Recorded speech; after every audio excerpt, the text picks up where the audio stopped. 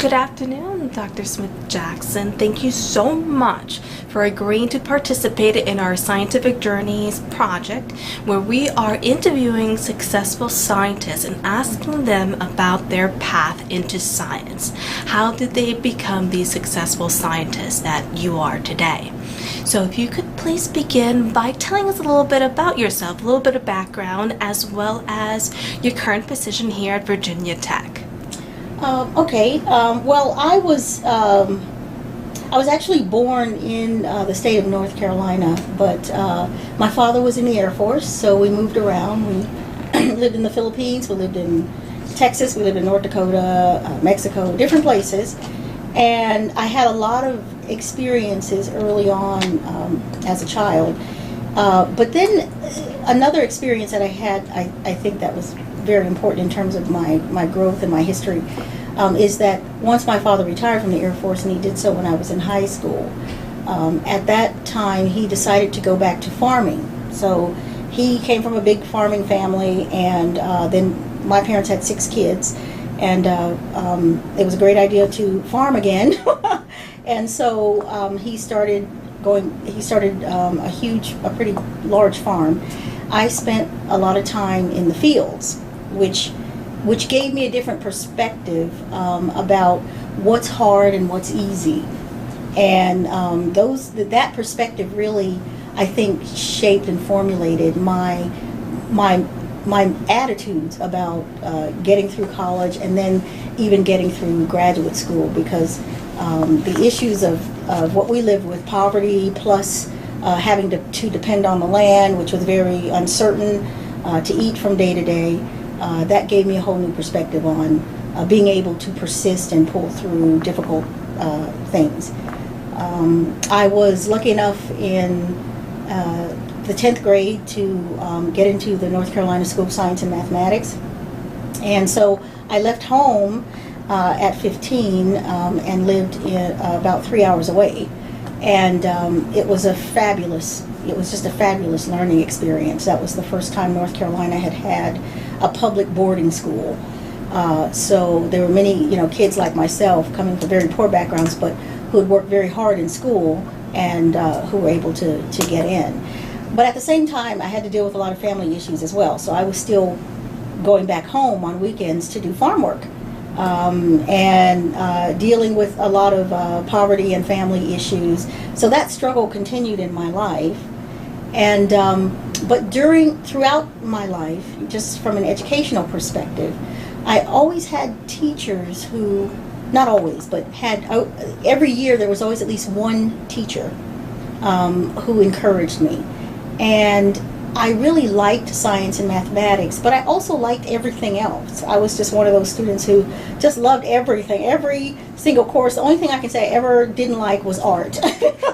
Art was a class that I suffered through, definitely, but I loved everything else. And so I didn't have problems in school, but I at times had problems with struggle and motivation, and when you're poor, not eating and going to school and having troubles at home, etc.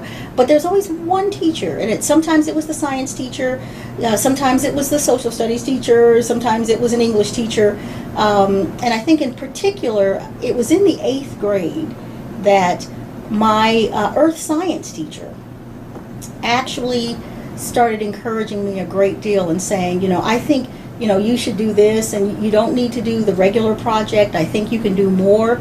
So he started pushing me and saying, I just don't want you to be bored with this, and you can take it a step further. And that's when I learned that you really can't take things a step further. You don't have to just do, the bare minimum or do what is asked.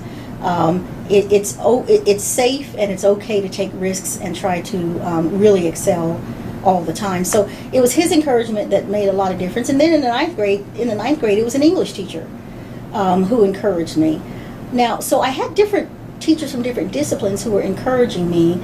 And ultimately, though, I ended up going into science because, and in particular going into psychology and later engineering psychology, because, again, I had to find an academic discipline that was going to allow me to enjoy everything, because I liked everything. So I could apply many things that I learned, science and math and English, etc. All of that could be applied in engineering psychology. And so I finally found somewhere where I could do all of that. All right. So I picked an area of science that just kind of let me be the jack of all trades. That seems to be my personality. But when I entered undergraduate school at UNC Chapel Hill, I did have a 4-year scholarship and financial aid, etc. So finances weren't a problem in that way. However, because of some issues that I had in my family life, I still had to work and send money back home. So in order to help with paying things and helping with the farm, etc. So I still had to have a job, and at times I had 2 jobs as an undergraduate student. But again, for me, I was still doing something that I enjoyed. At that time, I was majoring in psychology. I was doing something I enjoyed, but for me, having to work and do all those other things and then carry the academics, still, it was never as hard as poverty and farming. Okay, it just wasn't. It was a luxury compared to what my real life was like. So I felt very lucky to be in undergraduate school at the time. But going to graduate school was not the first thing on my mind. I actually had not planned on going to graduate school until the end of my junior year. I actually got into my spring semester of my junior year. I was in a class that was preparing us for an internship to do research that summer. And one of the professors, Dr. David Eckerman, pulled me aside and said, are you interested in graduate school? And I said, no, I am burned out. I've been working and I've been carrying a full load the whole time, and I'm just exhausted.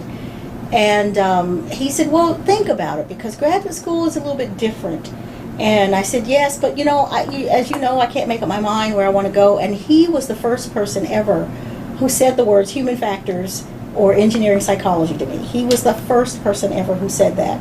He said, you need to look into human factors, look into engineering psychology, they're the same thing, and then just take a look at NC State. And so that's what I did. That very next Saturday, I think I went to the library, and back then you had to go to the library. There's no internet, so you got the books, and you went in and you read about the different programs, and I found it. I was so excited.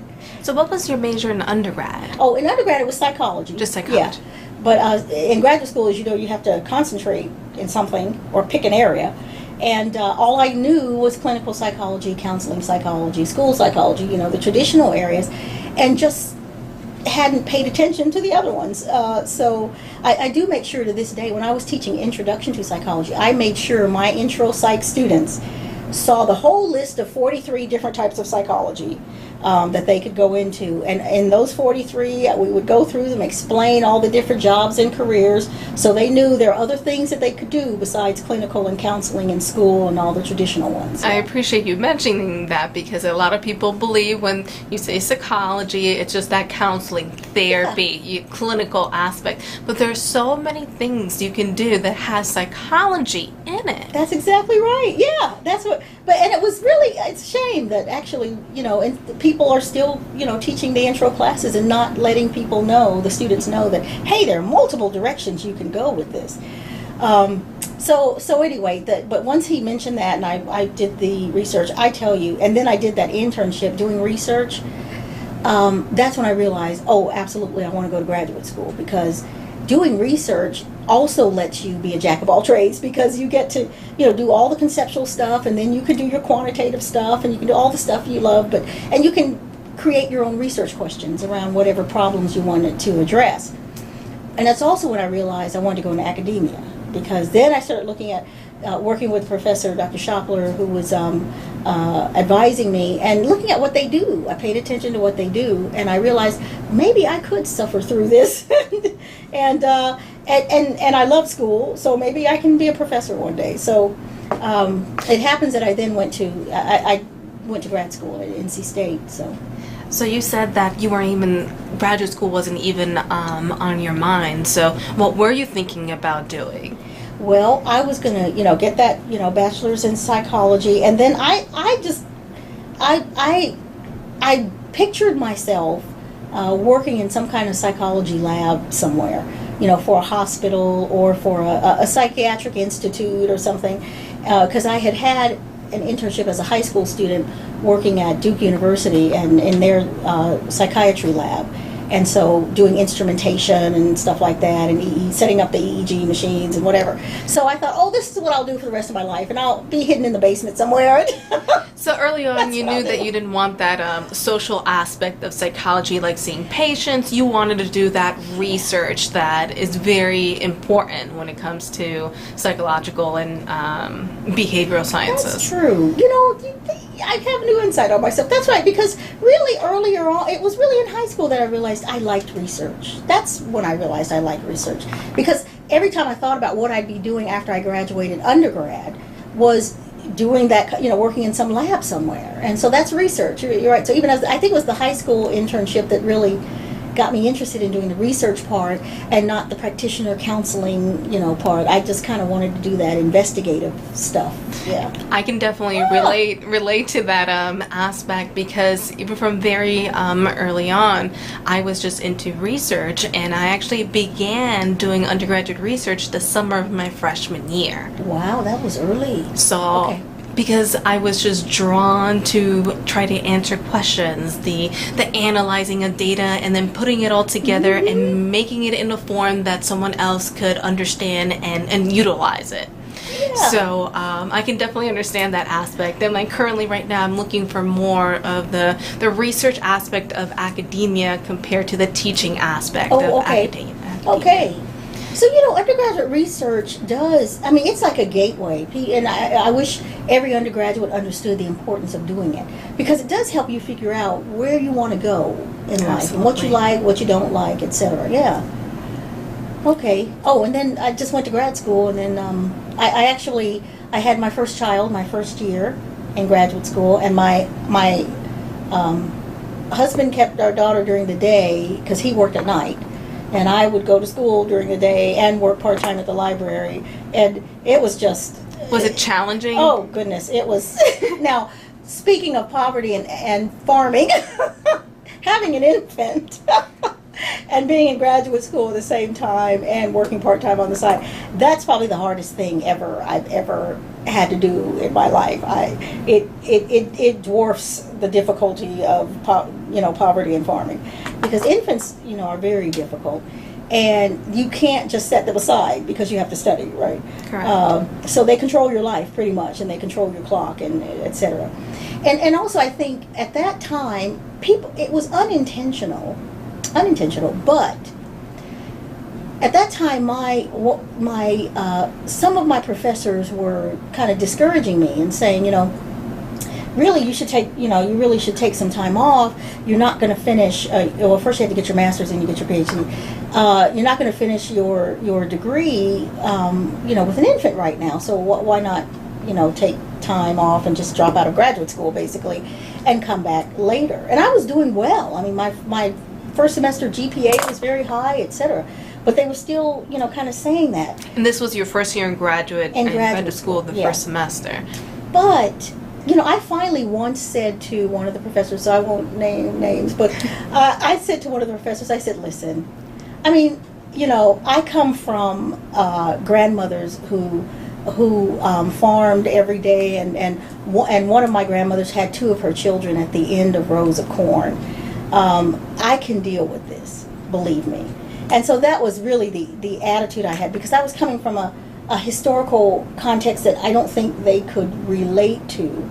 And again, it goes back to that perspective. My perspective was entirely different about what's hard and what's easy. Their perspective was very different as well. And it happens that the ones who were kind of discouraging were the ones who, they were quite affluent. Let's face it, you could tell, and it was probably affluence that was more generational, and they just had a hard time relating to being poor and suffering and getting through graduate school. Which for me, there's no choice. You don't have a choice. You have to do it. Do you think these individuals would have been as discouraging, for instance, if you were a male going through graduate school? Oh, I think there are all kinds of layers to this one. Yes. Definitely. I think that had it been my husband in that chair, They might have said, oh, I know it's going to be tough and everything, but, let me know what you need and, keep going. You can make it through, et cetera, et cetera. But, as the woman, things are perceived very, very differently. And that has a lot, to do with the fact that we're underestimated in a whole lot of ways. But I think it's also the case that people have a hard time also when they bring motherhood into the struggle. They see motherhood as a barrier to getting a degree, when to me it's a facilitator. It has always been a facilitator. Because when you have children, when you are looking at mouths to feed, you are making sure that you are studying, that you're getting things done, that you're pulling the highest grades possible, whatever. So motherhood was not a barrier ever to me. It was a facilitator. But they were coming from a different way of viewing motherhood, yeah. I did actually, though, at the end of I got my master's, and I had to stop at that point. But that was for a lot of reasons. One, being financially, it was just getting hard. But also, my husband joined the Army so that he could get the GI Bill and come back and finish his bachelor's degree. So we were off with the Army for 5 years. And then came back, and as soon as we got back, I came back to NC State to get my PhD. And at that point, I had 2 kids. And people were like, "Are you sure?" At that point, I'd had a fellowship, a small fellowship, not a big one, a small fellowship at the master's level. But at the PhD, I could not afford a GRA or anything. I mean, that was a pay cut. I had to work full time in the real world and then go to school full time. Wow. So the first 2 years of my PhD, one being the in-residence year where you have to be full-time, and then that second year I was full-time. I was also working full-time. I was teaching 5 classes at Wake Technical Community College, and, I was a full-time faculty member. And so, but then the last 2 years of my PhD, my hours were less. I was taking 2 classes per semester rather than, 4. So anyway, it worked out, but again, it was a struggle. But again, even with 2 kids at that point, motherhood was a facilitator. It just wasn't I never saw it as a barrier. And then at that time, most of the people, and particularly professors, were very supportive in the department at that time.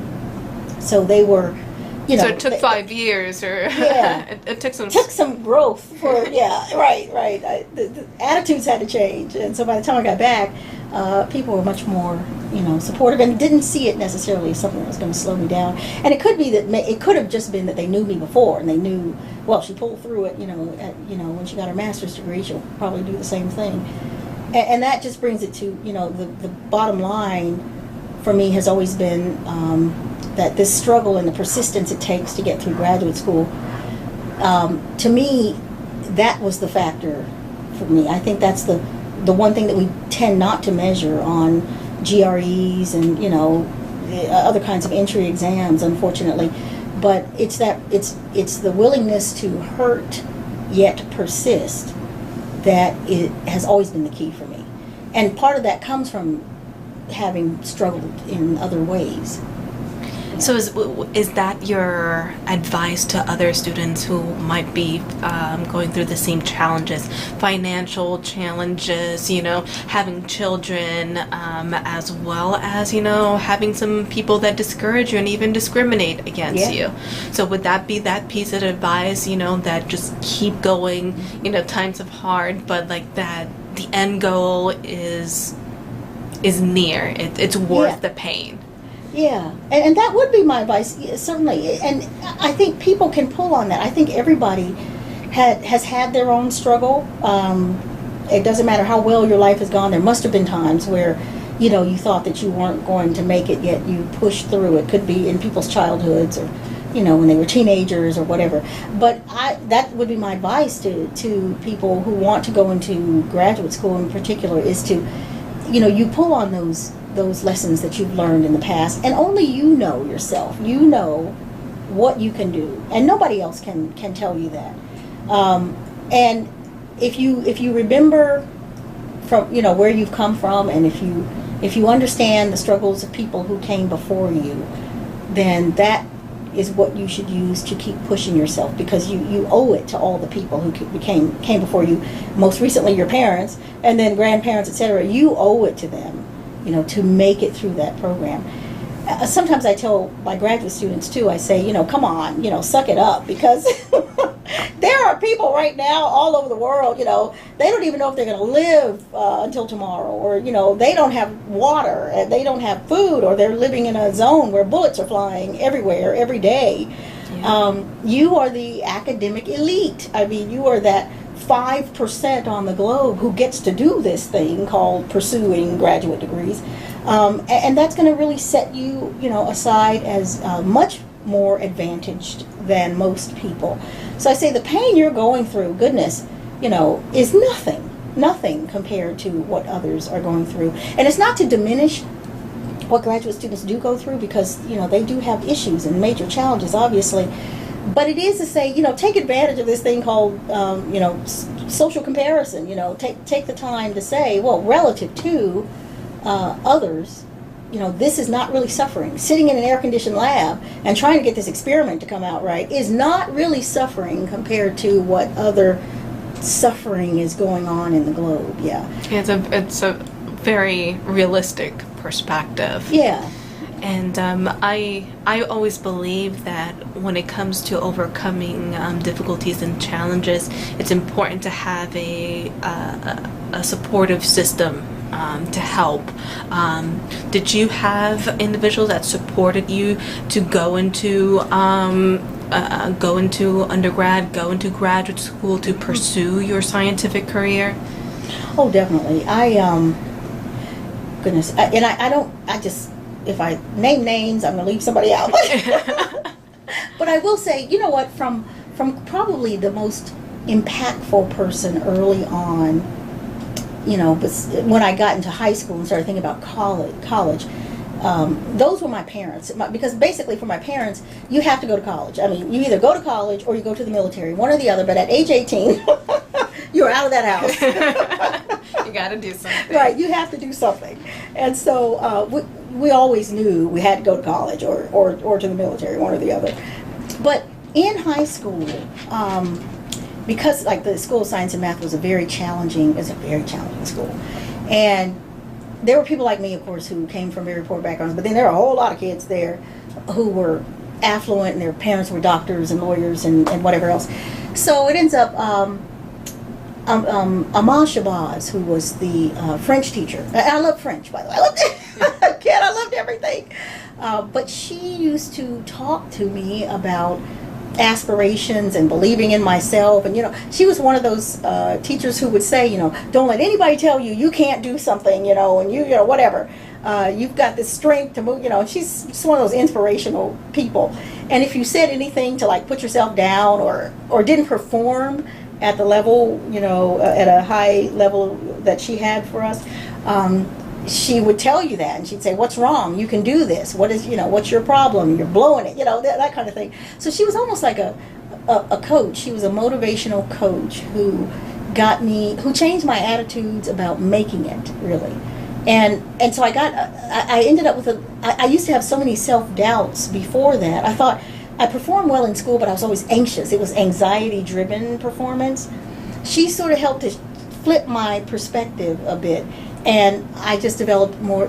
It was just self-efficacy. It wasn't anxiety-driven. It was just I had confidence that, hey, I can learn these things. I just need to sit down and blah blah blah and whatever. Instead of being fear-driven, I was confidence-driven and achievement-driven. So that was a major transformation. That happened in the 11th grade, and that's when I knew, okay, I'm definitely going to college. I'm ready now.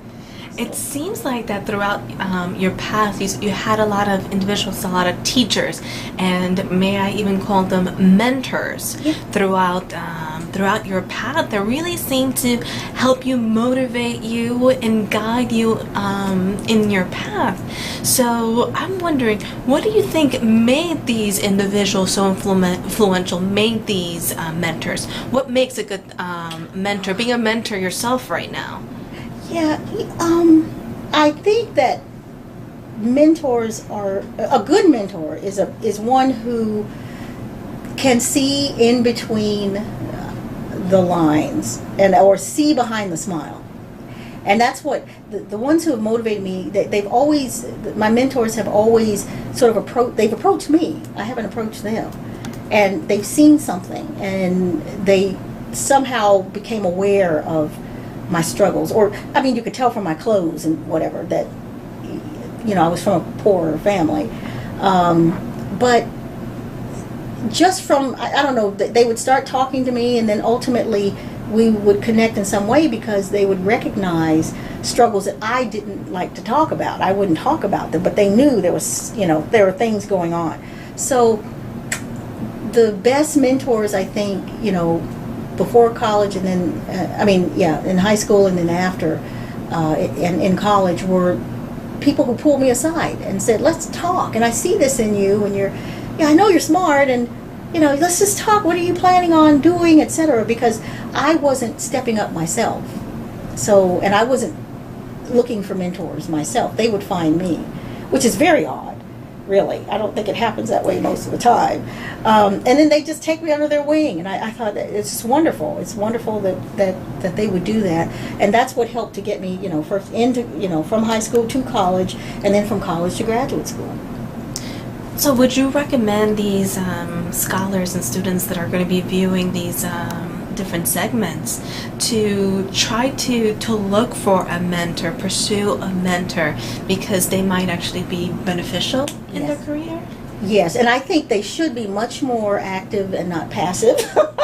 Mentors won't always find you. So you really do need to try to find mentors. And keep in mind, there probably isn't ever one person who can serve comprehensively as the mentor for everything in your life, right? So I really do believe in having mentoring networks. So having, 2 or 3 people who, for different facets of things that you need in your career growth and personal growth, etc., you have more than one person to call on and kind of help you coach you through things, or help you with your perspective. But I'd also recommend that you find mentors who can relate to you, and that isn't always just relating because they have the same socioeconomic status as you when you were a child or something. It doesn't always have to be that way, but someone who has an inkling of what your struggles are like, one way or the other, academic, family, or they've juggled many things before, and so they have a very good perspective on multitasking and whatever. You do have to find a mentor who's going to match with you, because if you have someone who can't relate to your experiences, then they can't coach you through experiences in a way that are going to work for you, right? But I think mentors are key. They really are, yeah. And they don't always have to be the same gender, same ethnicity, etc. My mentoring network is a diverse group of 4 people. So they can be, it's really based on their life experiences and their ability to understand your perspective. So definitely seeking out mentors is a very important aspect about being successful scientists and continuing to be successful scientists, because it seems like these mentors, you continue to have a relationship with them throughout your career. Yep. So when you were a graduate student, you had certain struggles, financial, you had a family. What helped you be a successful graduate student? And overall, what are the qualities you look for in your graduate students that key you in that they're going to be successful and go on to bigger and better things? Well, and not in any particular order, but I think work ethic is one thing that I think is crucial, and it's also something that I look for very early on. If someone has a very strong work ethic, if they, they're the type of person, they show up, they get the work done, they don't have to be micromanaged, and if these are people who were that way as undergraduates, then you kind of know they're going to be successful graduate students as long as they continue that. So I think a strong graduate student is someone who sees this as a job. I mean, graduate school is just, it's a job, a full-time job. And you might have another full-time job also at the same time, but it's something you have got to deal with every day. It is, and you have to be very active in getting the work done, controlling it, and then also, I guess, being independent and not being told, not waiting to be told to do something, but knowing how to go out and find your own information and making sure you do the things that are needed in the courses to really understand concepts and really make sure you know what you're doing. I think one of the things that professors often talk about is we'll have graduate students where sometimes we say there are graduate students who think like graduate students, and then there are graduate students who think like undergraduate students. And the ones who think like undergraduate students are the ones who, they kind of wait to be told what to do. If they, instead of trying to figure something out on their own, they come and, ask you to help them figure it out instead of trying first to do it on their own and then coming, But when we see that in a graduate student, we start to worry. If we see that, they're not able to go out and search for information to help them to understand something first, and get more depth in it on their own, they don't take the initiative to do that, that's a red flag for us. And I think I said that the wrong way, though. What we say is there are graduate students who think like scholars, and there are graduate students who think like undergraduates. That's what. Yeah. So it's graduate students who think like scholars and graduate students who think like undergraduates. And it's not to say undergraduates are bad. Undergraduates are smart people, but they may have a different goal in mind, and it's not always scholarly thinking. It's thinking to understand the material and apply the material. But scholarly thinking is really Socratic thinking. It's critical thinking, why and rationales and things like that we want our undergraduates to have too, but we definitely expect our graduate students by the time they start graduate school to be able to think that way. Yeah. So in a make-believe world, we have a time machine, and we're able to hop on this time machine and go back to when you were a graduate student. If there was some advice you could give yourself, some information that you think would have helped even more so your path in graduate school in science, what would you tell yourself? Wow. That's a powerful question. If I could go back, I would have invented the internet. No. Good been around. Oh no, graduate school. No, I was thinking undergrad. The internet was around when I was a graduate student. What would I tell myself? Mm-hmm. I would say that this is just a drop in the bucket. That's what I would say to myself. So if I could, time machine, go back and I can look at myself sitting in the lab at a computer crying and whatever, I would say, listen, this is just a drop in the bucket. Get through it.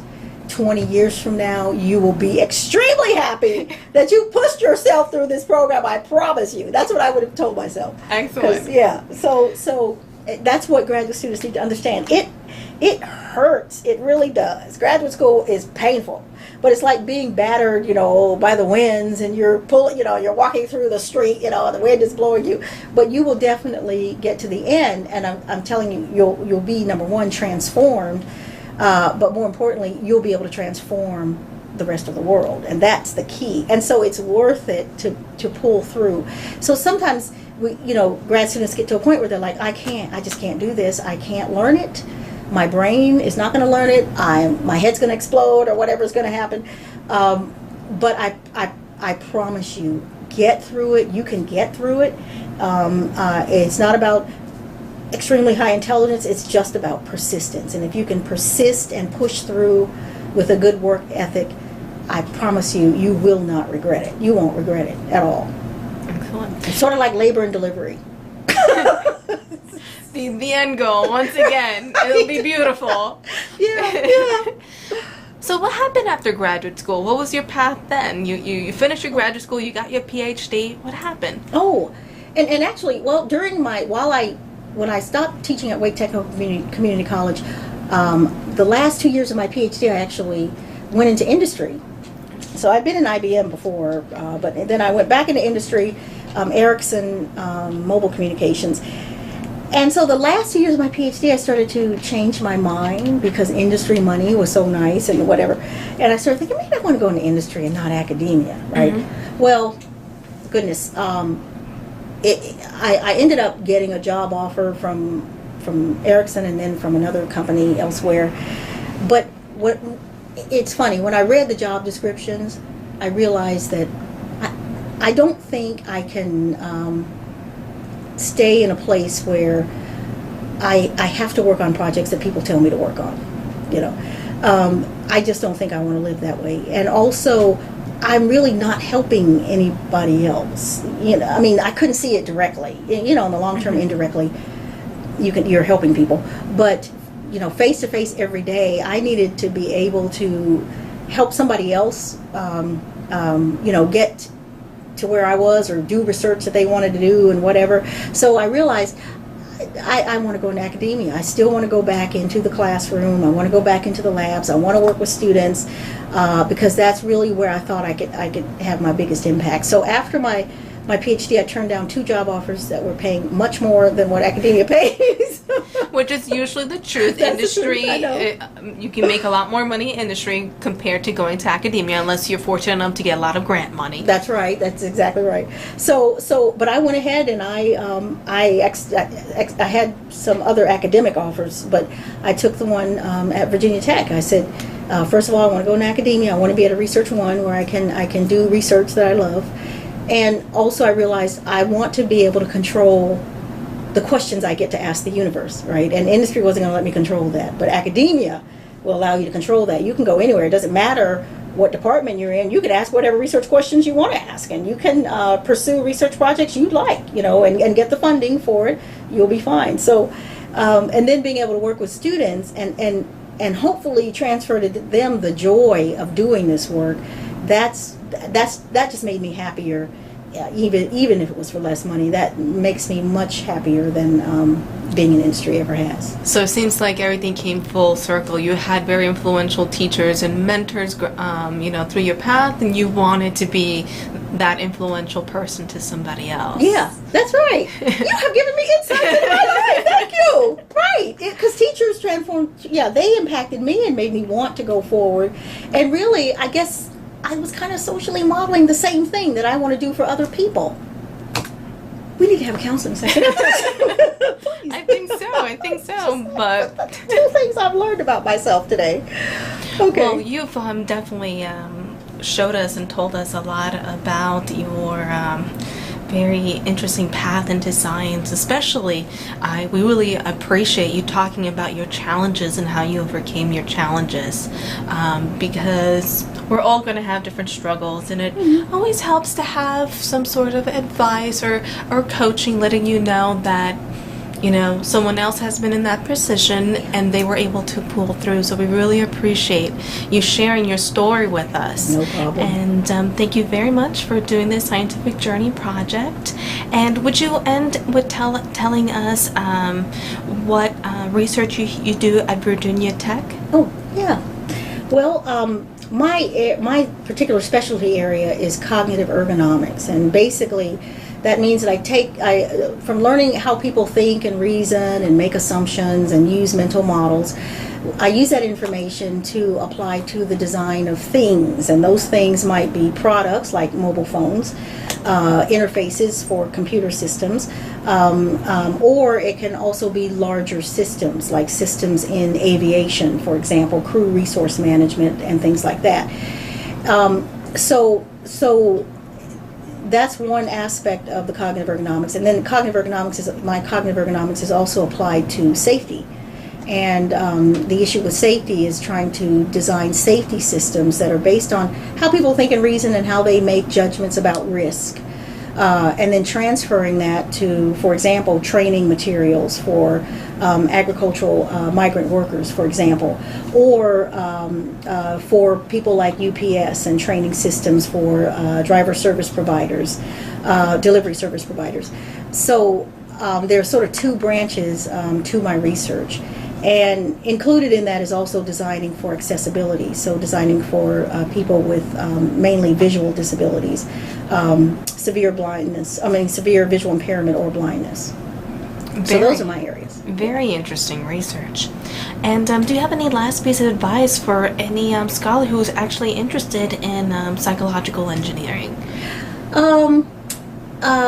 I guess advice-wise, don't let the word engineering intimidate you from the psychology side, and then from the engineering side, don't let psychology intimidate you either. It happens that at NC State we had an interdisciplinary program where we took the engineering and the psychology courses in our program. But really, if you find that you like psychology, but you also like many other things, and you really like application, you like to apply what you've learned so that people can use it in some way, then engineering psychology or human factors is a great profession. I mean, it's a great discipline to go into, and even within that discipline, you can do many different things. So I guess the biggest thing is don't be afraid to be interdisciplinary. My transcript from NC State has the word interdisciplinary on it. There's nothing wrong with that. It used to be in the old days, people would say interdisciplinary. That means you're scattered and confused, you know. But no, it means you're ready for this generation and ready for the next generations, because science has become incredibly interdisciplinary, and even more so, people are saying transdisciplinary. So disciplines are now, the borders are disappearing, okay? The lines aren't there anymore. You got to know a little bit about this and a little bit about that and something about that over there, and be able to bring it together and synthesize it in creative ways so that you can do new and transformative things. So really, there are many other interdisciplinary fields to go into, but engineering psychology is like a really good one. So well, NC State or Virginia Tech, come to one of those. Well, thank you for supporting Virginia Tech and programs here. And once again, thank you for doing this interview. And thank you, Dr. Smith-Jackson. We really appreciate it. All right. Thank you.